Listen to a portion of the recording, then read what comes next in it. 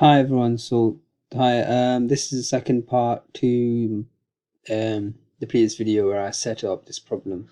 It's a cylinder with a diameter of 50 millimeters, a thickness of 10 millimeters, inside an enclosure that's 12.5 millimeters each direction, X, Y, Z. So I've set up the problem. I'm just going to run it in this now. So 1,000 iterations. We're going to run this.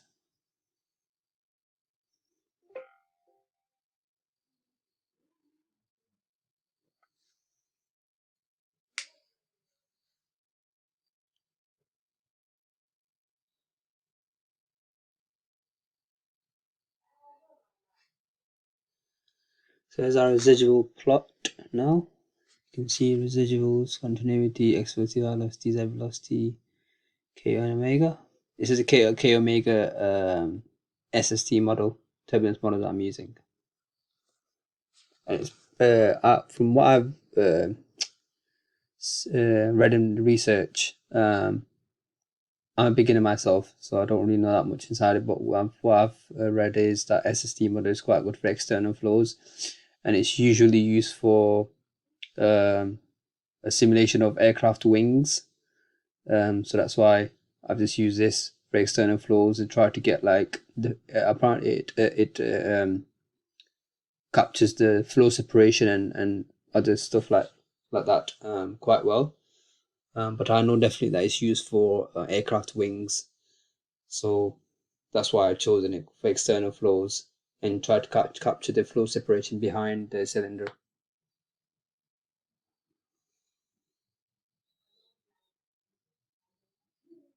I mean, I guess you can just see it as like probably like a golf ball or something. I don't know, just. But we'll see right now when the simulation finishes. Hopefully, it won't take that long.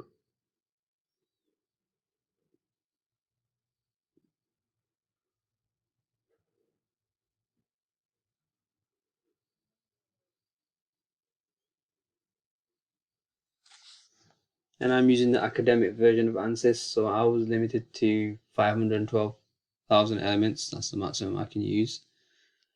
And with that sort of limitation, I always advise that you use do 2D analysis, not 3D, because for 3D you need extra little bit higher mesh density, because obviously you have a lot more area and a lot more geometry, so you need to try to get like a accurate result. So that's why stick to 2D models with academic version. But depending on the size of your geometry, you could go with 3D. If it's something really, really small, then you can just go with 3D. 512,000 would be enough. So it depends on the geometry dimensions. But still, for beginners, I recommend sticking to 2D. Just do basic 2D analysis over and over and over again, just to get familiar with all these settings of like how you go through these, selecting turbulence models, selecting materials, selecting entering your boundary conditions for inlet, velocity, pressure. If you have your energy equation on, then entering your temperatures. Yeah, and so get familiar with all these options here. And then when your methods, you want to use the second order upwind scheme. Research what that is, second order upwind schemes and ANSYS. There's quite a lot of good materials out there on that. But it's just to do with the meshing on the nodes and the elements. So trying to basically get as accurate fluid property inside the element as possible. So for that you use more nodes, and then the calculations of the fluid properties at those nodes are linked to the nodes next to it, around it.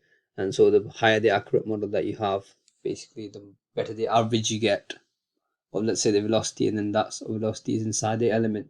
So the velocities, pressures, and temperatures, let's say, that you try and look for, they exist inside the elements, not on the node. We're just using the nodes to calculate that velocity, that pressure, that temperature, whatever you're looking for. So they exist inside the elements, but the nodes we just use to calculate those things, those fluid properties. But yeah, just get familiar with these options in this initializing, running calculations, or running at different iterations. But yeah, just run a couple of studies on here. Basic studies could be anything like flow around a square, a cylinder. You can just solve a little good attempt at the airfoil. Just you can just put it on in draw it inside a space claim.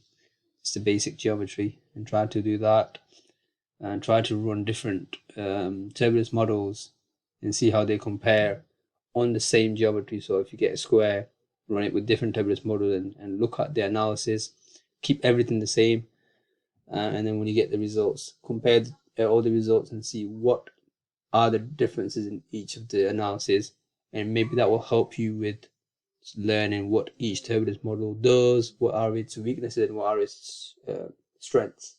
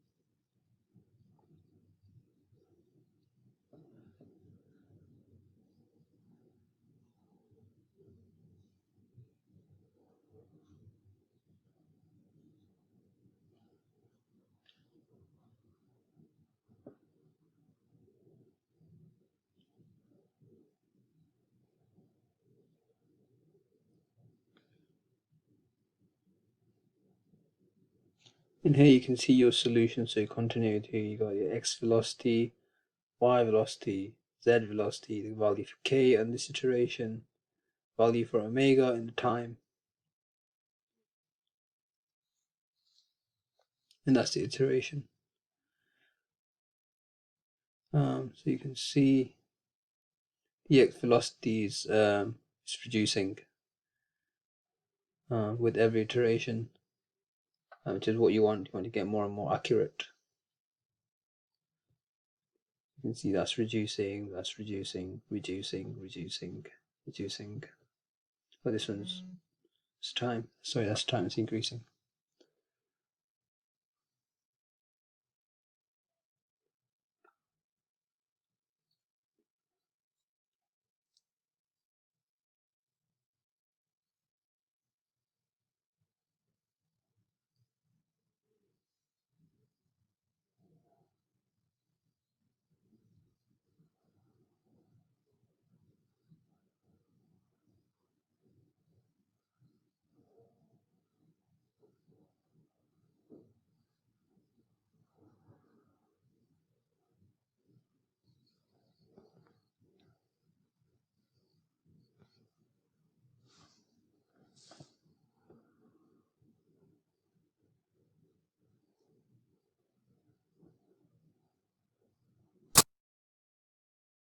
Okay, guys. So simulating that took quite a long time, so that's why I had to pause the video.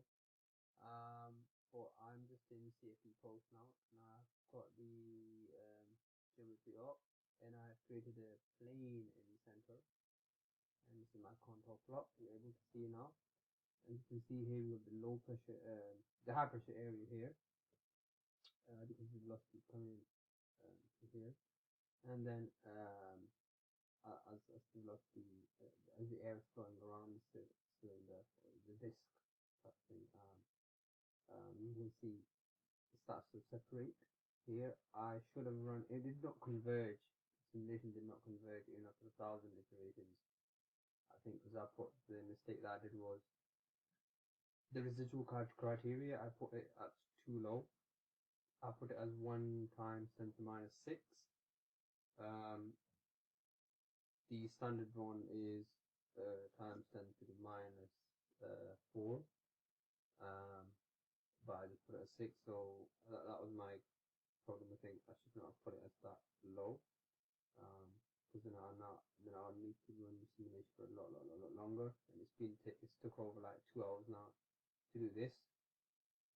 But I think it's enough just to get some results out. As you can see some vortexes here, and this is expected because you get the flow separation. This is flow separation region, flow separation here, flow separation there, and the flow is coming in here. And as you can see here, flow separating. And thus it's by the decreasing in pressure. You can see low pressure here. Yeah. So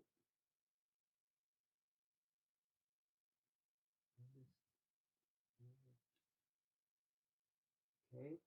So yeah, one thing I'll tell you about something about interesting about this thing is this is turbulent flow. Alright, if you did this analysis in laminar flow, it would probably be easier to run it in laminar flow. Actually, I should have done that, run it in laminar flow. But in turbulent flow, this flow separation that you get at the back, it's a lot lower than you would get in the laminar flow. So the more turbulence that you induce on the surface here, the more turbulence that you induce, the better the flow sticks to, the longer the flow sticks to the surface for a longer time, and which means you're reducing the drag, which is why with the golf balls, they have, rather than having a smooth ball, they have golf ball with dents inside it, and what those dents do is produce turbulence near the surface, which means the flow is attached to the surface for a lot longer, which means you're reducing drag. Interestingly, also on aircraft wings, they also have vortex generators on there to generate vortices, just for this same purpose, so that flow can stay attached to the surface for a lot longer. And so you're reducing the drag, basically. And they're also looking, I think, somewhere, I must have heard it or read it somewhere, that they're looking into they looked at shark skin, and they found out like the texture of that was such that it would reduce drag. It was quite like a rough texture. They're trying to produce that on aircraft, I think. And produce that on aircraft, but obviously manufacturing possesses a quite big difficulty in producing such a large structure with that kind of texture. But anyways, I hope it was interesting. I hope you learned something. I'll maybe try to run this simulation again on laminar flow and see if I can get a better result in this, and maybe we can compare the two. So yeah, thank you for watching. Thank you so much, and I hope you liked it. If you have any feedback for me, please do leave it inside the comment section. If you have any more interpretation of this diagram, or you have any feedback for me on how I can improve this, then please do let me know. But yeah, thank you so much for watching. Thank you. Take care. Bye.